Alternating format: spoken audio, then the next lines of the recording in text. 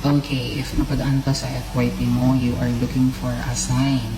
I don't manifest it na malagay on your FYP or mapagaan on your FYP, no, but maybe this is for you. If naka-resonate ka, please claim it. If not, please don't claim it, okay? Mahal ka ba ng taong mahal mo? Mahal ka ba ng taong mahal mo? Okay. Mahal ka ba ng taong mahal mo?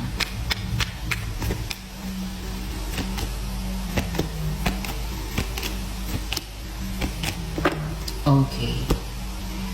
Your card here says na you are being separated. Separated na kayo ng isa't isa. Also, it brings you a depression, sleepless nights, anxiety, no? May nakikita rin din ako dito pag-iyak sa gabi, something like that. Also, iniintay mo pa siya. Iniintay mo pa siya if babalik pa ba siya, mahal ka pa ba niya, you are concerned on his emotion, on what he's doing right now. Pero the card says na naka-move on na siya, no?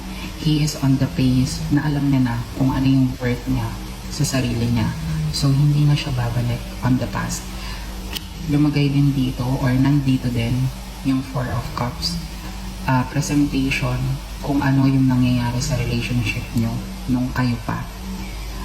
Wala kayong pagkakaintindihan, nabablock yung blessing, also negative, toxic yung relationship nyo noon. With the Six of Wands here, Seven of Wands, I'm sorry, and also Six of Pentacles. Sobrang negative na, no, to the point na hindi na pumapasok yung blessing sa relationship nyo. Pero sa tanong kung mahal ka pa ba nitong person mo, it's a no. No? Naiisip, yes, it would be possible na naiisip ka pa niya.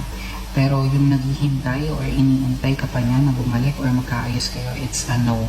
Ikaw na lang yung naghihintay sa kanya. Pero siya, look his energy. Nahanap niya na kung ano man yung hinahanap niya for himself. Siguro nag-enjoy na siya, or he's dealing with another person, or he's dealing with her, with himself na, no? Hinahanap niya na kung ano yung sarili niya. And for you, I think it's time for you to move on, to change your mentality, and also, your emotions are valid right now. If nasasaktan ka, that's normal, and it is a part of the process for you to be able to be a better person in the future. So that's it. Thank you.